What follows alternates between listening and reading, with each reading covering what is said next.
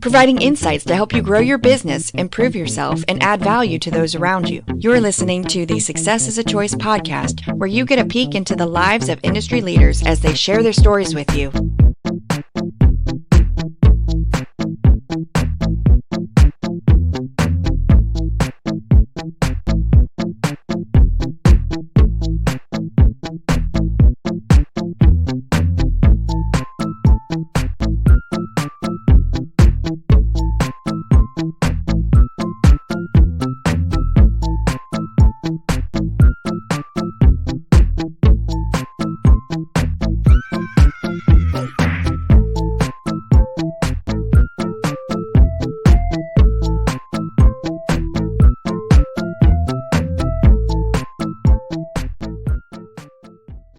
Hey everybody, welcome to the Success is a Choice podcasting network. I'm your host, Jamy Bechler, and you are joining us for the Coachable Coach series. This is where we bring in some coach that knows a little bit about coaching, more than just the X's and O's, more than just the strategies and techniques, but they know their athletes. They know how to inspire their athletes, and that maybe gives them a little bit of an edge. But before we get into our great guest today, I want to remind you that today's episode is made possible by the Leadership Playbook. We all want a strong and healthy culture, and the best way to have a good culture is by having great teammates and positive leaders. You got good teammates, you got positive leaders, you got a good culture normally, and that's where the Leadership Playbook can help you out. In fact, you'll get 25% off the price when you use coupon code CHOICE, as in success is a choice. So whether you're a coach, administrator, parent, or student athlete, you'll want to visit theleadershipplaybook.com and use coupon code CHOICE to get yourself 25% off. Today's guest, he is actually on location. We don't normally date these podcasts, but we will know what the results of the national tournament are once this airs. So, but our guest today is actually on location at the College World Series. Jeremy Sheetinger is the head coach at Georgia Gwinnett College. They're currently the number 2 ranked team in the country at the NAIA level. They're all out at the NAIA World Series right now. He's the 2021 National Coach of the Year, the Skip Bertman National Coach of the Year. Very few small college coaches get that honor. But 2021, they were national champions. They're hoping to repeat. So they play tomorrow, the first round of the World Series. Coach, welcome to the show, and thank you for the time when you're playing in the World Series tomorrow. Well, like I said, the beauty of it is, man, the time change. You know, this is it was an easy 6:30 wake-up call for the 7 a.m. interview. But, man, we're more than happy to get on here, and obviously I love talking about our players and our program. And, Jamie, I appreciate the opportunity. Yeah, not only are you right in the midst of a playoff run, hopefully a championship run, but it's early where you're at. So that, to me, that really, I mean, honestly, that speaks volumes to, yes, you're focused on winning. Yes, you're focused on doing the best you can, but hey, you're going to honor commitments. You're going to do what is right. How you do anything is how you do everything. And I'm guessing that's kind of plays into your definition of success, or how you look at success. Obviously you've had success on the field, on the diamond, but you probably look at success from even a much larger viewpoint.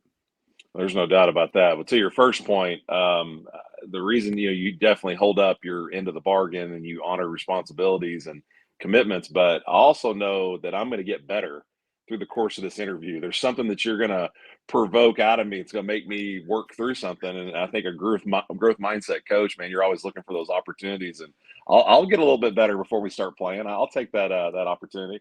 Yeah, you're dead on, man. It's a much bigger viewpoint. I haven't always had that as a younger coach, but I think when you grow in this space, and thank God 19 years later, I've gotten a little bit better than I was year 1 or even year 11. But I think you change and shift that definition of that word, and you make it things that will provide long-standing value. Sometimes the chasing of the win or the loss, it's very fleeting. And if your self-esteem or your self-worth or your opinion of who you are as a coach floats with every win or loss, I think you're lost on the wrong things. I think if you shift that into personal development and certainly relationship building and, again, growth of the people that are involved in your program, success, you can find that every day. Well, you're the host of the Dugout Chatter podcast. Highly recommend that, the Dugout Chatter podcast. Whether you're a basketball coach, a football coach, you can learn from somebody else. And we both have a mutual friend, Patrick Murphy, at the University of Yeah, Alabama. We've both had him on a podcast, but he likes to talk about every day at Alabama, he gets a coaching clinic. He can just walk down the hall, or he can yeah, go to a practice and learn from another coach. And it's not necessarily learning, how to do the squeeze bunt or how to do the read option in football or sure. whatever, but it's learning how to impact, inspire other athletes, or maybe even practice planning, that kind of stuff. What have you learned from other coaches through the years? What have you learned to make yourself a little bit better of a coach, not just, the X's and O's of baseball, but the Mhm. X's and O's of coaching and working with young people?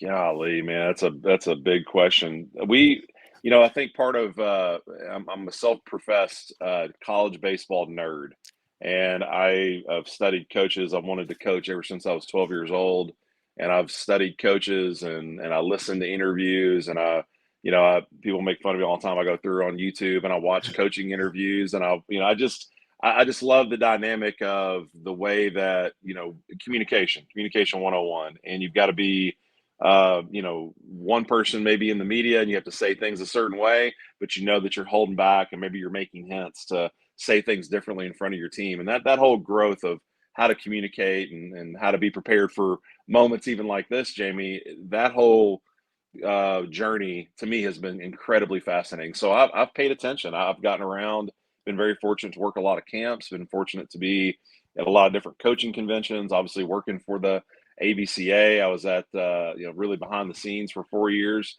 at the world's largest baseball coaching convention. But man, I got two ears and one mouth for a reason. I listen, I ask a lot of questions. I pay attention. I think success leaves clues. So I watch really successful people. But I'm gonna tell you the one point when you said that, the one point that jumped off to me is, and I know we'll uncover this a little bit more, but I'd coached for 11 years before I worked at ABCA. And when I got out of coaching and I had my 4 year sabbatical working for the Coaches Association, I started the ABCA podcast and we were having these great interviews. And over again, I'm asking these really accomplished, successful coaches, hey, what's been the shift? Like, where did you feel like you were, the duck with the feet under the water and the feet are going really, when did you feel like you could sort of cruise and you had some things figured out? It was the minute every coach, undoubtedly, every coach, it was the minute I decided that the relationships were bigger than the wins. And it took me like maybe 30 interviews, Jamie. And finally I went and I like sat back in my chair and I went, man, I know they're giving this to, thousands of people listening. That message is supposed to be delivered to me. And if I ever got back into coaching, I need to repurpose my worth in the dugout. I need to reshift my focus and my mentality and my attitude towards players and towards what really matters. And it's made all the difference in the world. And I think when you keep that the priority, the relationships with your coaching staff, the relationships with your players, if you make that a priority, man, you are so invested personally that nothing can go wrong. It doesn't matter if you win or lose, man. You're building something that has literally something that can stand the test of time, and that's much bigger than any win, any trophy, any championship, because you really got into the heart of people.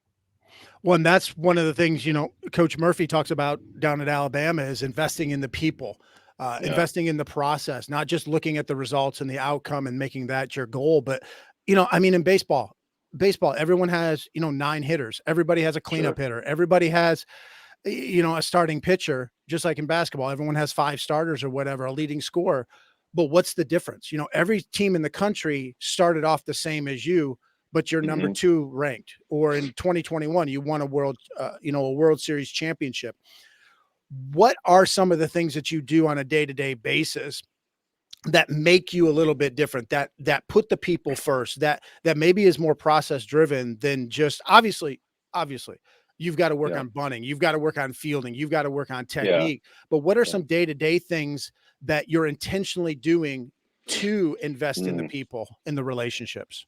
You struck a nerve with some of those words. Everything we do in our program is intentional. I think when you leave things to chance, you're putting it in someone else's hands, and there's opportunity for it to go wrong. And so everything we do is intentional. Jamie, the big piece of that was when we got here, there was a program, we're only 11 years old. When I got here, we were only 7 years old. And so you have such an immature program, but luckily there was a lot of success. They'd been to the World Series a couple times. But when you walk in and you start to get your hands on the program and you recognize, hey, there's some good things going here, but there's also some things that, we need to address and we need to fill some voids.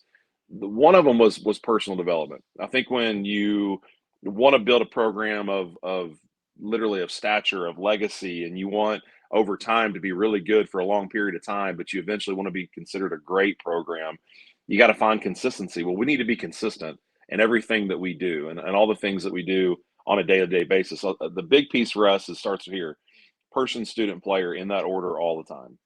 And that's a program statement. That's a development plan. It's a mentality. It's an attitude. But it's the person way before we get to the player. So if a guy's having a bad round of BP, man, I'm going to come up and have a personal conversation. I'm not just going to scream at the player and demand more, because you just know that, thoughts become actions, and actions are usually dictated by attitudes. And you've got to recognize that these guys maybe aren't as emotionally mature as hopefully I am at 42, which I'm still not. But they just don't have that awareness. And so you've got to build that awareness into them, but you got to build the person. We're incredibly intentional about the conversations that we have. We have a classroom session every day in our program at 1:25.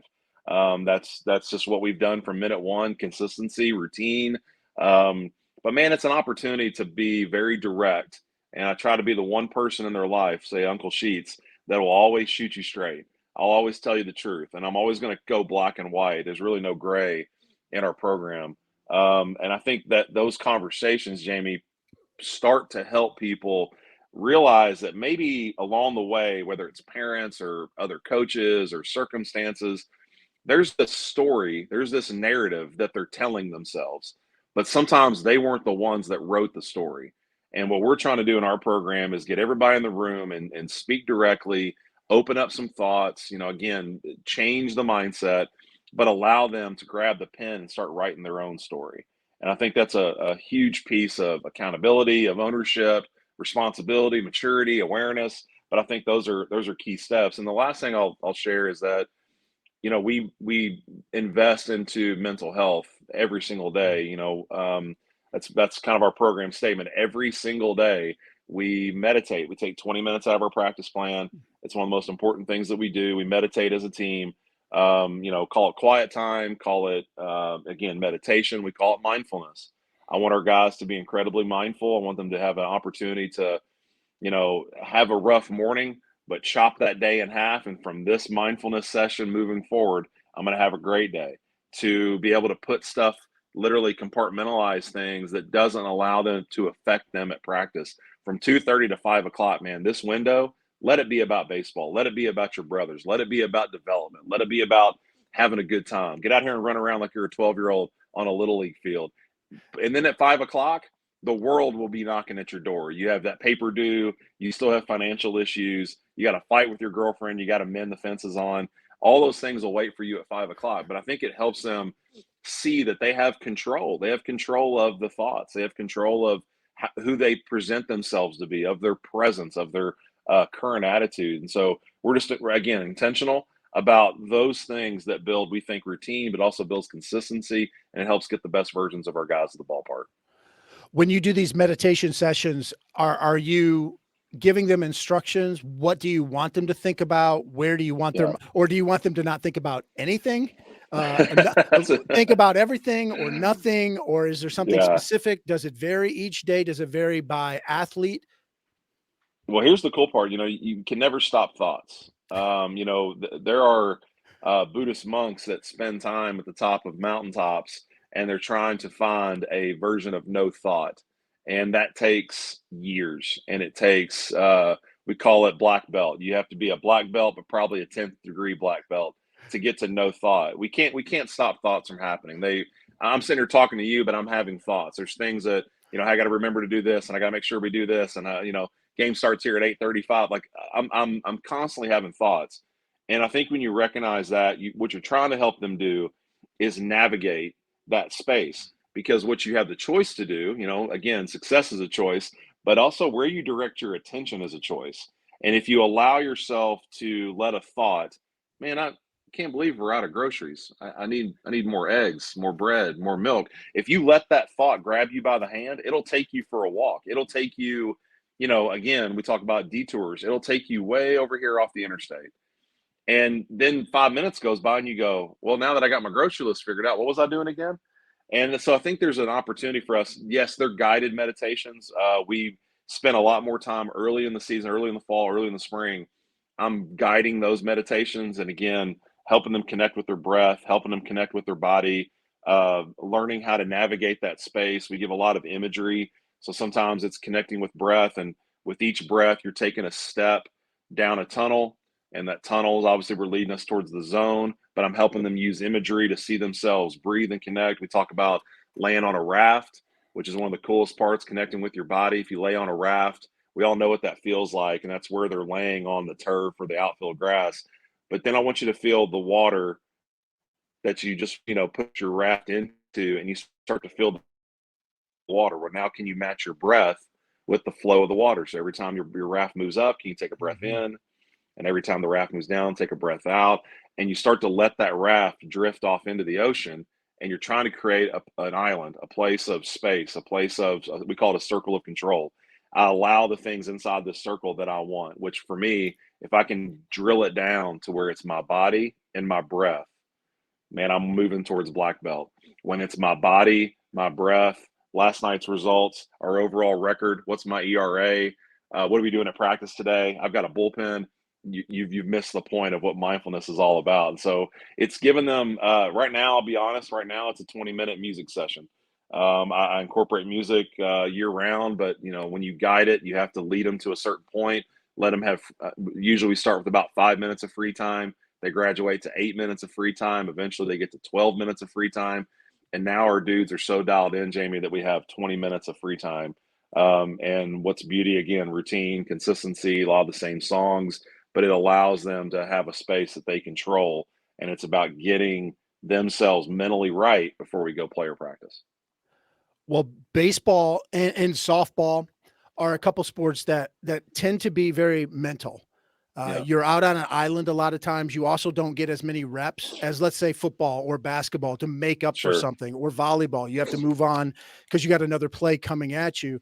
Baseball and softball tends to be very mental. How do you deal with these athletes when they strike out, when they have an error, when they're struggling, and they don't get to make up for it as quickly as maybe a basketball? You can come right back and make up for it. How do you work with your athletes to be more mentally strong, I guess, or to be able to bounce back or punch back when the struggles come their way? Well, that's a loaded question. There's a lot to it, but I'm gonna tell you the first thing is you got to teach them what grace is.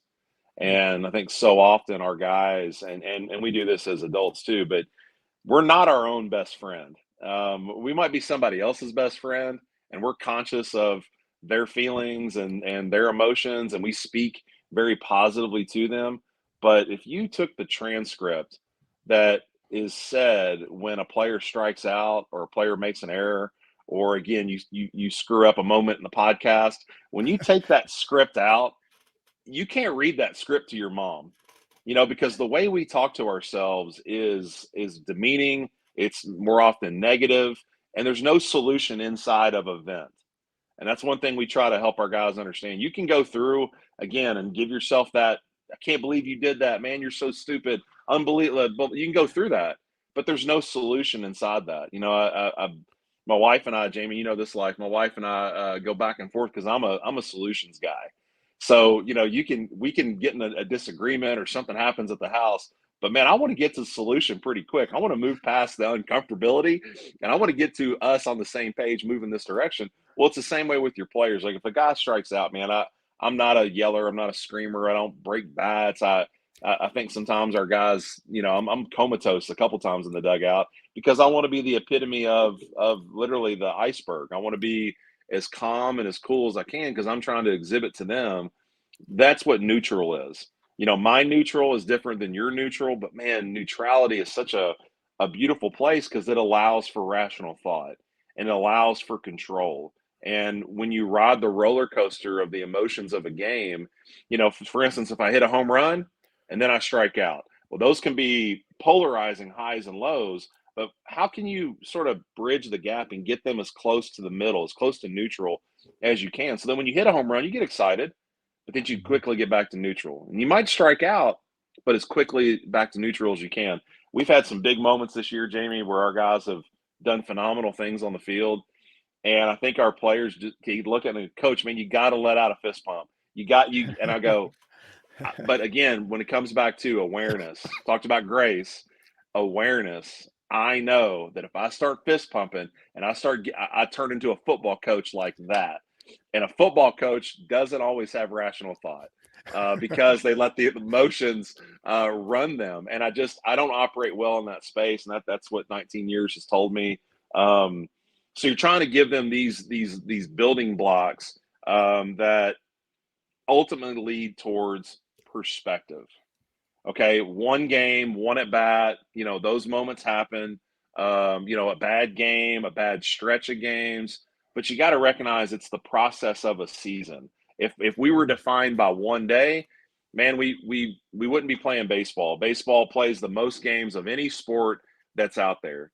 Football, a lot of times you're defined by one game. Sometimes in basketball, you're defined by one game. Baseball, it's just a game. Guess what? The sun came up tomorrow and we're going to play again. And I think it's keeping them in that healthy perspective of, grace, of awareness. Sometimes you got to shift, you got to move, you got to change, you got to adjust. We say baseball is just like life. It's a game of adjustments. And so you're just constantly working through stuff to ultimately get the best version of yourself to the ballpark. But man, it's that healthy perspective changes everything. Well, I imagine that's the same type of perspective, point of view, mentality that you take into a season or a game when you're the favorite. Not all of us are in positions where national championship or championship is the expectation, or we go into games where we think that we're probably the favorite. Most people think, well, it's easy to coach a bunch of talent. It's easy to coach a good team. How do you maximize your potential when you are a favorite, when you already are good? How do you go from good to great? How do you keep your players focused? How do you reach your potential? Sometimes it's easy, to take a bad team and make them average. How do you take a good team and make them great? Well, I think number one is go back to perspectives. What are your goals? What are you trying to do? What is where's your focus at? So, for instance, when we play any team, even the non-best teams that are out here at the World Series, when we play any of those guys, we're not playing them. We're playing the best against the best versions of who we are. We have a saying in our program: "It's never them; it's always us." We're always playing us. We're not. We're in my mind, Jamie. And I mean this to come off the right way. We're not trying to play checkers with everybody else. We're trying to play chess with ourselves. And so we're trying to make a different ball game constructed than everyone else is playing. When teams get lost in what happens across the other dugout, when again, we're in the era of bat flips and all that kind of stuff. When you get lost in that, man, you've literally, like a thought, you've just let it grab you by the hand and it's taking you for a walk. Well, that was your choice. We keep our nose in our dugout. We keep our focus on each other. We keep our focus on our plan. So over the course of a season, yeah, we play games that, if we're, number 2 or 3 or whatever in the country, and we're playing number 6, 7, 8, man, yeah, it's easy to get locked in for that. But when we're playing a team that walks in that's, 10 and 40, well, Jamie, what you can't do is get really excited for the good team and then just go through the motions on the bad team. Once again, you're trying to find consistency. And I think a big piece of that is then you as a coach have to shift the mentality that it doesn't matter who shows up. We are working on something today. We are trying to hold each other accountable to this attitude, this present focus, again, these game goals.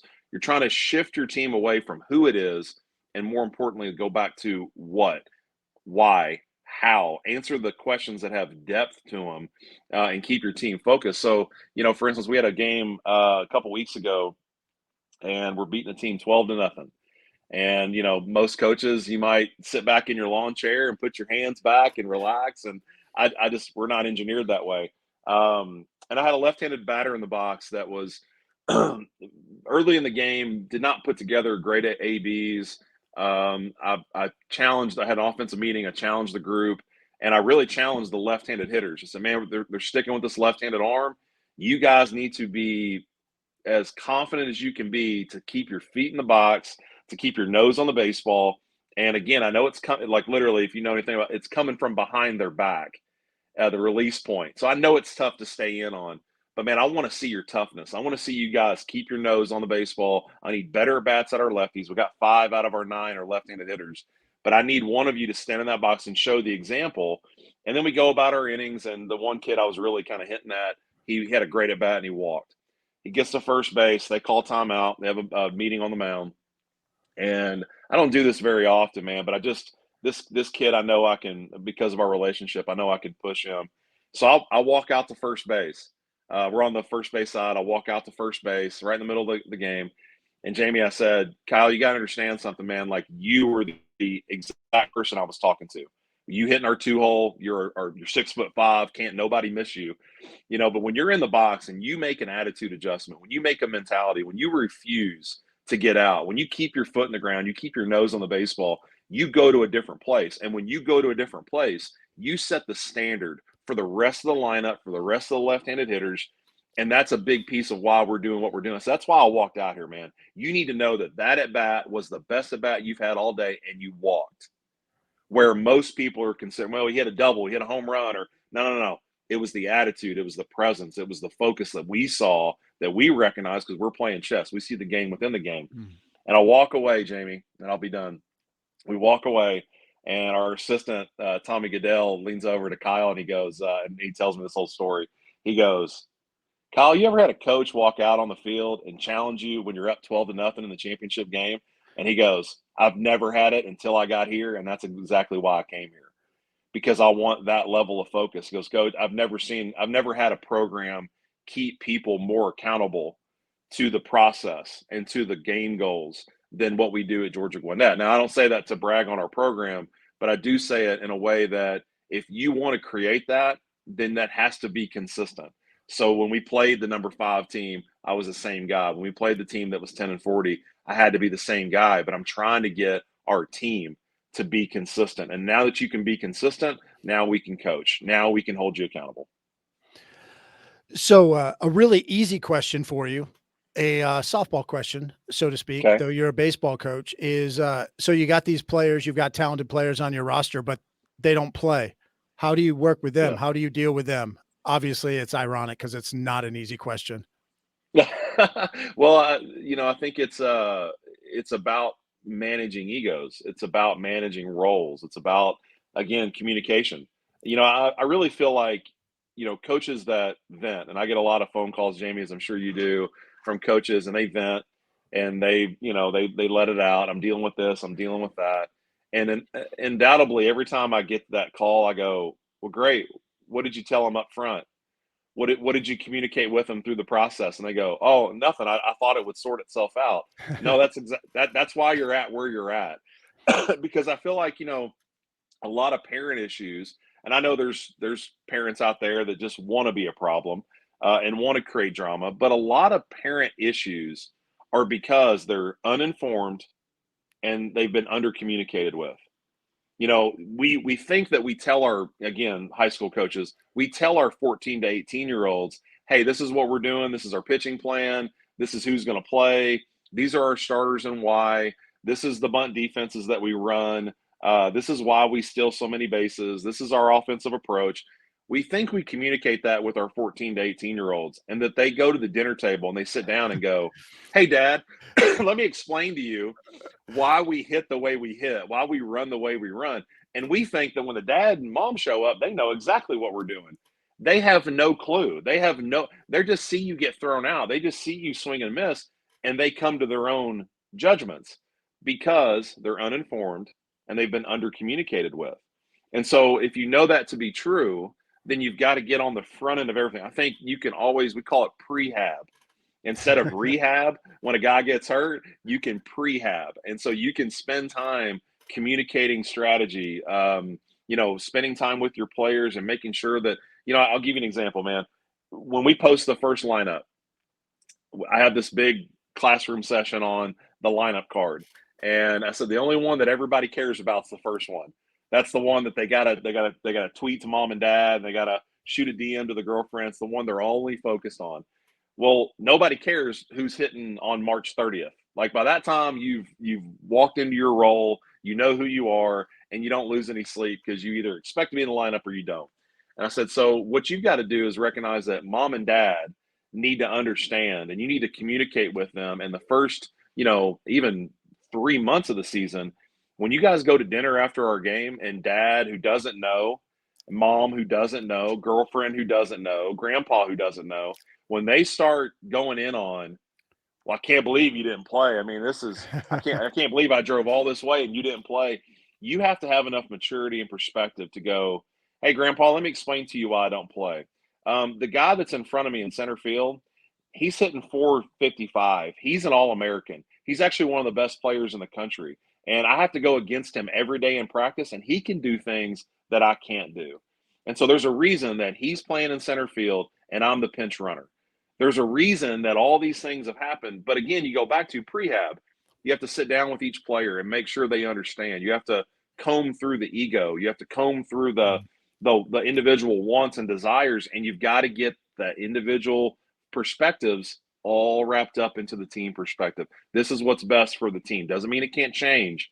But, man, if you're on the bench and you're upset about playing time and you're making that part of our dugout culture, you're actually detracting. You're taking away from what we're trying to do on the field. And you want everybody to be on the same page. You want everybody to push forward, and you want to make sure you're getting, again, the right mindsets in the dugout. Yeah, as a coach, especially early on, as a young coach, as a young head coach, I didn't want to talk to parents. I expect my kids to talk to the parents. You're going to be mature enough, especially at the college level. You're an adult. Yeah. You can go talk to your parents. They don't. And no, they don't, like you said. And then the second thing is I wouldn't talk to some of my bench players because, well, I expect them to understand. I've told them this in a big setting. They understand. Well, they don't understand, or they understand until it happens to them. And sure, when we avoid these conversations, we create a void, and that void will never be filled with what we want it to be filled with. There ain't no doubt. And that's, coach, that's on you, and it's just the opportunity that I think people, we talk about uncomfortable conversations and uncomfortable moments. You have to walk right towards them. To me, that's adversity. Those are things that the common person runs away from. It's going to be uncomfortable, coach, for you to sit down with a player and he's upset. Well, it'll just work itself out. No, it won't, because that one disgruntled, miserable player, misery does love company in team settings, and he's going to talk to another kid who's in the same boat. Well, now you've formed an alliance. Well, eventually 2 wants to become 4, and 4 wants to become 8. And now you got 8 dudes on your bench that are making lineup cards when you're the one that's posting at the end of the dugout. And so what you're trying, again, I'm very direct, man. And there's some uncomfortable moments. We've had players that were upset they weren't in the lineup, and we get into our classroom session, which we call the trust tree. So you can say anything you want in the trust tree, and it all stays within the walls of our program. Well, I go right at that player. So you need to understand, man, everybody sees you. This has happened 2 years ago on our national championship team. Everyone sees you upset. Everyone sees you pouting, and you think that we're all going to run to you and go, "Oh, are you okay?" Or we're playing a game. We're playing a game right now, trying to win a ball game, but you want the attention on you. If you recognize that if you don't like the role that you're in, then work to change it. And you have that opportunity, because as a coach, get better at this, get better at that, get better at that. So now the guy feels like there's care level. That's another huge word in our program. He feels care level. You took time to address a very uncomfortable moment. You gave him a game plan. You gave him details that he can go work on and get better at. And again, over the course of the next few weeks, you periodically check in and give him evaluation notes. I'm seeing you get better at this. I need to see more in this end. And when you get your opportunities, come through. We had that exact same conversation after the first weekend of the 2021 season with a kid that started the season as our backup center fielder. Eventually, he worked his way into being our starting center fielder, and eventually he worked his way into being one of the best center fielders that's ever played at Georgia Gwinnett. and literally was on the field for our last out in the national championship. When you give yourself the opportunity as a coach it's the hot tub, man. No one wants to sit in the hot tub and have those conversations. Boy, I rip the shirt off and I jump right in the middle of that thing and I put my arms up, because I think that's where the rubber hits the road. If you want to help get the best version of your team to the ballpark, you cannot do it on smooth pavement. You've got to walk through the bumps and take the bruises. And brother, I've taken stab wounds and arrows in my back. I'll take all of it, because that's part of what being the coach is. You've got to wear all these different bullets and then eventually learn how to create shields and then eventually bring people under those shields with you. And I think that's such a huge piece of the puzzle that I know a lot of folks miss. And it goes full circle back to, you put the people first. A lot of times when you have these tough or difficult conversations, they're going to be made even tougher or more difficult if you don't have a strong bond or some strong connection or a strong relationship where they feel like, oh, coach is just about X's and O's. If they think that coach cares about them, then those difficult conversations, that strong bond will maybe allow them to listen to you a little bit more.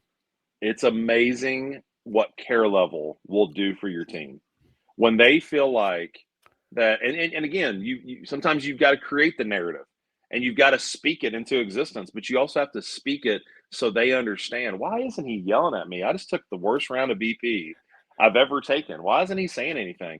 Because they're used to coaches doing that. They're used to coaches making an error and losing his top.